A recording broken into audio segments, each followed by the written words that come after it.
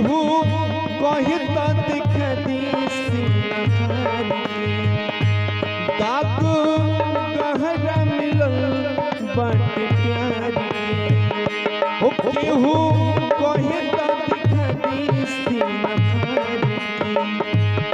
दाग गहरा मिलल बट प्यार के उता तो सारा के डोले में सवार हो गई उता तो सारा के डोले में सवार हो गई तीर हमारा कर जावा के पार हो गई तीर हमारा कर जावा के पार हो गई मीठ बतिया के उ हमसे नैन मिलवनी हम न जानत रही कुछ उ हमके प्यार सिखवनी